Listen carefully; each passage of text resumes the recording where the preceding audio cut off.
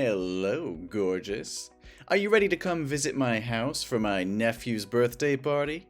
Remember to prepare a present for him, and most importantly, dress well. I want everyone to admire me for having such a wonderful and beautiful girlfriend like you. Hi, baby. I've prepared a present for your nephew, but I'm very worried. What if your family doesn't like me? Don't worry, I'm sure everyone will love you. You are very beautiful. Trust me.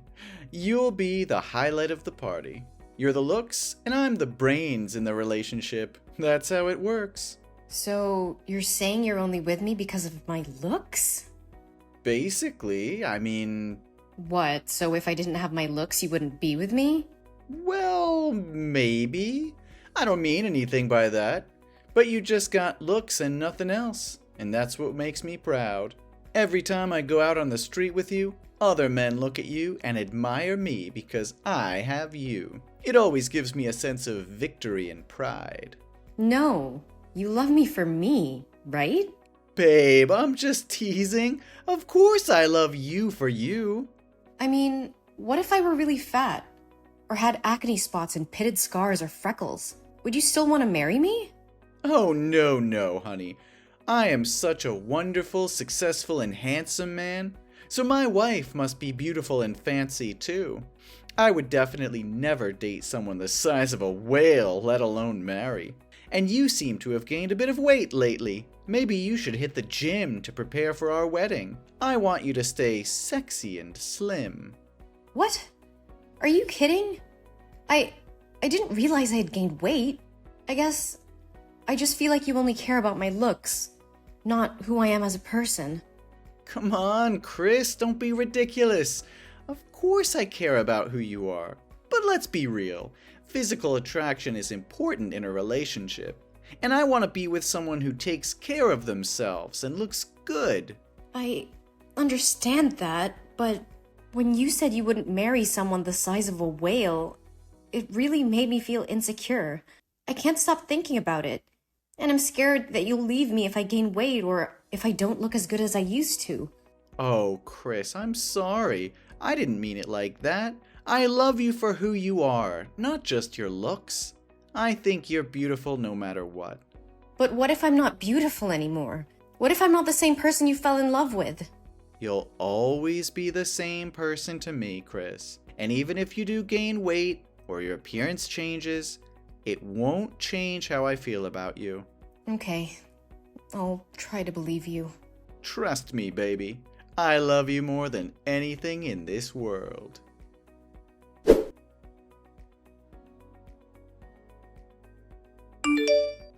Hey, Mike? Where are you? I need you to come over and sign the surgery form. Surgery form? What for? I mean, your face was already ruined. Even if you have more surgery, you won't be as beautiful as you used to be. It's just a waste of money, Chris. How can you say that to me, Mike? Didn't you say just a few days ago before the bandages were taken off that you would love me no matter what? And now that I'm not as beautiful as I used to be, you're saying that it's a waste of money to have surgery? Also, you're calling me stupid for trying to save your nephew from the fire. Chris, I didn't mean to hurt you, but you have to understand that I'm upset about what happened to your face. And yeah, you did act stupid and careless by running into a burning house to save a child. Isn't the first thing you should do when you see a fire flare up to protect that face? Now look at you. Your neck and face both have 2nd and 3rd degree burns. The doctor told me that there's almost no chance you'll ever be as pretty again as you used to be. So you're saying that my appearance is more important to you than my life? You said that you love me no matter what, but now you're acting like my face is the only thing you care about. And don't you dare call me stupid for saving a child's life. That child is your nephew. And I couldn't just stand there and watch him burn. And to this day, I still can't believe that when you guys found out that there were still people trapped in that house, not a single member of your family rushed in to save the child. It's really cruel and heartless. Hey, watch your mouth. We didn't know there were still people trapped inside. It was a chaotic situation. and we were trying to get everyone to safety. We're not heartless or cruel. We're human beings who make mistakes. Even if I knew, I wouldn't put myself in such a dangerous situation, but would calmly wait for the fire department to arrive. Wait? Until when were you going to wait? Until the boy turned to ashes? I know, Chris, and I appreciate what you did for my nephew. But I just can't help feeling angry and frustrated about what happened to your face. I'm sorry for being insensitive, but I can't just pretend like everything's okay. And as for your appearance, of course it's not the only thing I care about. But let's face it, looks matter. And I'm just worried about how this is going to affect us. How could you say that? I thought you loved me for who I am, not just what I look like. And now that I don't look like your idea of pretty, you're acting like I'm some kind of burden. No, Chris, that's not what I meant. I'm not trying to make you feel like a burden, but I can't ensure my love for you will be the same. And we have to face the reality of the situation. Your face is never going to be the same again, and we have to figure out how to deal with that. Really? I just feel so insecure now, Mike. I'm scared that you'll leave me if I don't look as good as I used to. Really? Now let's sign that surgery form and get you on the road to recovery. We'll get through this together, I promise. Thank you for being here with me, Mike.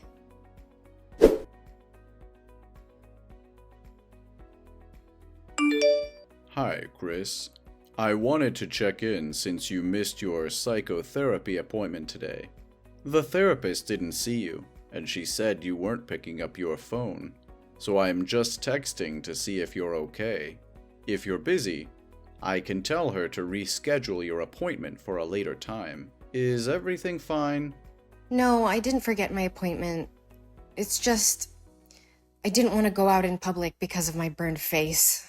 I feel ugly and disgusting and don't dare to face people. Even if I can't see myself in the mirror now, how can I have the courage to go out into the street? I understand how you feel, Chris. In that case, let's have an online therapy session today. And I'll be your special therapist. How are you feeling today? Did you seriously just ask me how I feel? My face is burnt to a crisp. I look like I'm wearing a Halloween mask. 24/7. It's a nightmare. I understand how difficult this is for you. It's tough to imagine what you're going through. No, you can never understand me. Whenever I go out, I have to wear sunglasses and cover my face with a mask, and people treat me differently. If I forget to wear it, people will look at me with pity and stay away, and children will point at my face and call me a monster. I know this might sound horrible to hear, but there are many things to be grateful for. Such as? I lost my job because they told me my face scares customers away. And they said that working in the beauty industry isn't as ugly as this. My dog barks at me every time she sees me. My friends don't recognize me. And whenever I want to meet them, they always find excuses to refuse me. And to top it all off, my fiancé doesn't want me anymore. You'll never know how upset I am. But you're alive. It's not everything, but it's a start. Yeah, that's not really saying a lot. Look, maybe your fiancé just needs some time to get used to your new look. Your fiancé may need some time to get used to your new look. And it could also be that the side effects of your medication are making you more sensitive. No, my fiancé doesn't love me anymore. I can tell by his actions recently. He always avoids me and doesn't cuddle me like he used to. Look at me. I'm hideous. Chris, what makes a person beautiful is who she is on the inside. And to me, you are the most beautiful, bravest, strongest, and most admirable girl in the world. You used your body to shield a child from burns without a moment's hesitation. That's an incredible act of courage and kindness. But no one said I did the same thing as you. They blamed me for being too careless, stupid, and rash. At that time, I didn't have time to think. I reacted because I didn't want the child hurt, so I rushed out to help him. I can't imagine how miserable his life would be if he got burned like this. If I don't do something, I will live my life in regret. Exactly. And that's what makes you so beautiful. You're a kind and selfless person. And if your fiancé can't see that, then maybe it's best not to marry him. Thank you, Doctor. I feel a bit better now. I'm glad to hear that, Chris. I've been doing some research on burn victims and their recovery, and I've found a specialist in New York who's had tremendous success in treating severe burns like yours. I've arranged a meeting with her, and I'm confident that together we can find the best possible treatment for you, so that you can become the beautiful girl you once were. Well, actually, you've always been beautiful. Thank you so much, Dr. David. You've been great. It's my pleasure, Chris. Thank you for sharing your feelings with me.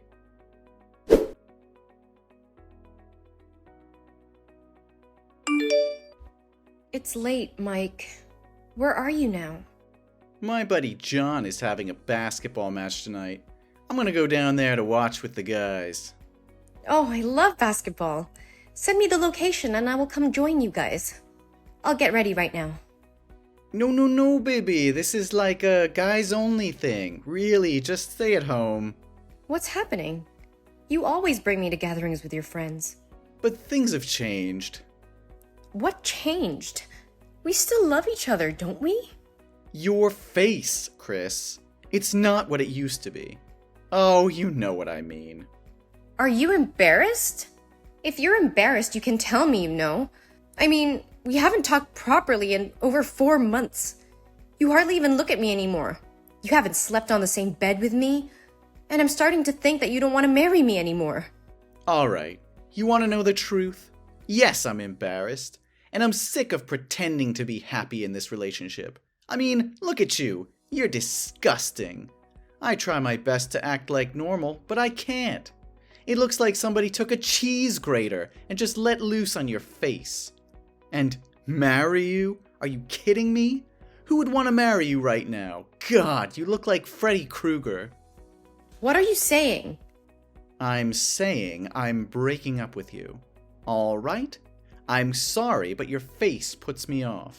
How could you say such things to me? Don't you know how much I love you? Don't you remember all the good times we've had together? Of course I remember the good times, Chris. But those times are gone now. Things have changed, and I can't keep pretending that everything is okay. I'm just being honest with you as you ask. And the truth isn't always easy to hear, Chris. So you're just going to throw everything away because of the way I look? You're going to break up with me because of something that's beyond my control? It's not just about the way you look, Chris. It's about the fact that I can't be with someone who I'm not attracted to. It's about the fact that I can't keep pretending to be happy when I'm not. I'm sorry, Chris, but I can't do this anymore. And you could have avoided this if you hadn't intended to be such a heroine. No, Mike. I'm not trying to be anyone. I'm just trying not to live in sin and regret for the rest of my life for standing on the sidelines while watching someone die. So what? Do you hope my family will feel grateful to you and consider you as a benefactor? Let me tell you, the other day after visiting you from the hospital, my family wouldn't allow me to marry you anymore because they said your face was too scary, and they didn't want the neighbors to talk about it. My nephew cried when he saw you, didn't he? He told me that you're a monster. Whoa, that really hurts. You could have told me this before, Mike. Instead, you strung me along, pretending everything was okay. How could you be so heartless? You gave me hope, but in the end, you were the one who extinguished my hope. Yes, whatever you want. I just want to say that I'm breaking up with you, and you should move out of the house before I come back. No, Mike, you're wrong. I'm the one who's breaking up with you. What? You're breaking up with me? You should be begging and holding me back. Yes, I am. I can't be with someone who is so shallow and cruel. You're willing to throw away a 4-year relationship because of something that is beyond my control? And then you insult me and my appearance, saying such hurtful things? I can't be with someone who treats me like that. You're not being fair, Chris. I didn't mean to hurt you. I'm just being honest with you. Honesty is one thing, Mike, but there's no excuse for being cruel. You could have expressed your concerns in a much kinder and more constructive way, but instead, you chose to insult me and my appearance. That's not something I can forgive or forget easily. And one more thing. You're making a mistake here, Mike. You are the one who needs to move out, not me. What? You're kicking me out of my own home? This isn't your home, Mike. I paid for it before we even started dating. And since you clearly have no respect for me or my feelings, I think it's best if you leave. Fine, I'll leave. But don't think you can just kick me out and forget about me. You'll surely regret not begging me to stay there. No one will date you anymore. I'm not trying to forget about you, Mike. But I can't stay in a relationship where I'm constantly being insulted and degraded. It's not healthy for either of us. Oh, so now you're the one who's concerned about our health? That's rich.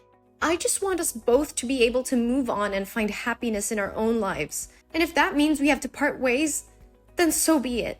I deserve someone who loves me for who I am, not just for my appearance. Good luck finding someone who can love that face of yours. I don't need your luck, Mike. I have faith that I'll find someone who can appreciate me for who I am, not just for my looks. And as for you, I hope you find happiness too, but it won't be with me.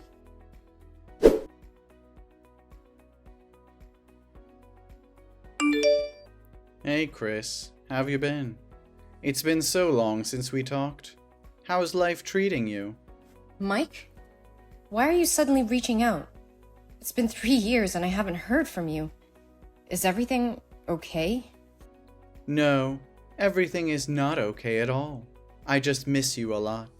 I can't stop thinking about you after all these years. What? Are you kidding me? That year you said you didn't love me anymore because of my ugly face, remember? Actually, 2 years ago, something terrible happened to me.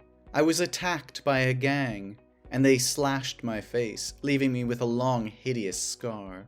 My left eye is also blind, so I can only see out of one eye now. Since then, no girl wants to date me. Oh my god. That's awful. What happened exactly? I was out drinking with my friends and I got very drunk. I couldn't control my behavior and got into a fight with a gang. They did this to me. My family spent all their money on my treatment, but it hasn't helped much. I miss you so much, Chris. I think we're a good match now. I'm sure you've been lonely all these years, haven't you? I'm so sorry for what happened to you, Mike, but I can't get back to you. Why not? Do I need to apologize or beg you to come back? Come on, Chris. We're both equally ugly now. Don't make it so hard for me. You're not a petty person, are you? No, Mike. It's not that I'm holding a grudge from the past. It's just that I'm engaged and my wedding is next week. What? You're getting married? To whom? Who would want to be with someone with a scarred face like yours? He's my dermatologist, David.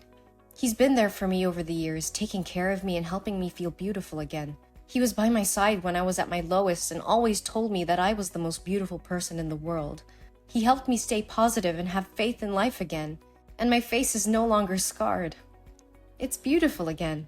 What do you mean, beautiful again? That's impossible. David spent a lot of time researching methods for my surgery, and after 15 surgeries using skin grafting, my face has healed and recovered. You're lying to me, Chris. I can't believe you're getting married to someone else. You were mine, and now you belong to someone else? Mike, please calm down. I'm sorry, but I can't change how I feel. It's been years since we broke up, and I've moved on. How could you do this to me? After everything we've been through, you just throw me away like garbage? I didn't throw you away, Mike. You chose to end things between us. And now I've found someone who loves me for who I am, scarred or not. I can't believe this is happening to me. You're supposed to be mine. I'm the only one who truly understands you. That's not true, Mike. David has been there for me through thick and thin. He accepts me for who I am and loves me unconditionally.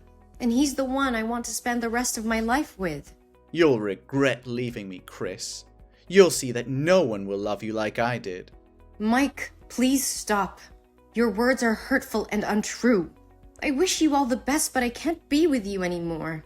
You're lying. No, I'm not. I'm sorry, Mike, but I have to go now. Please take care of yourself. No, you can't just treat me like that. Why am I the only one who has to live a miserable life with such a disgusting face in the end?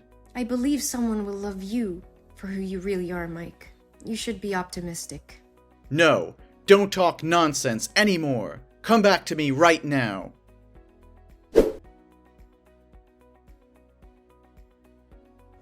As the days passed, I heard that Mike's life spiraled out of control.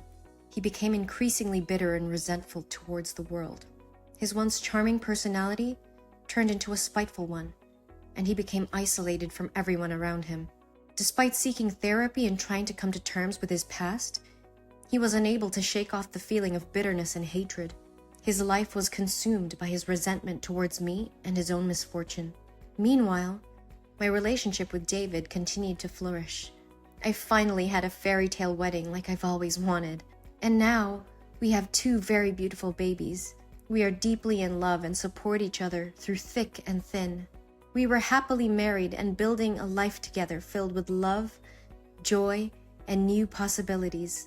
David was always there for me during the hard times, and we shared many happy moments together. We often talk about their future and the family we hope to build, grateful for the chance we had to find each other and start a new chapter in our lives.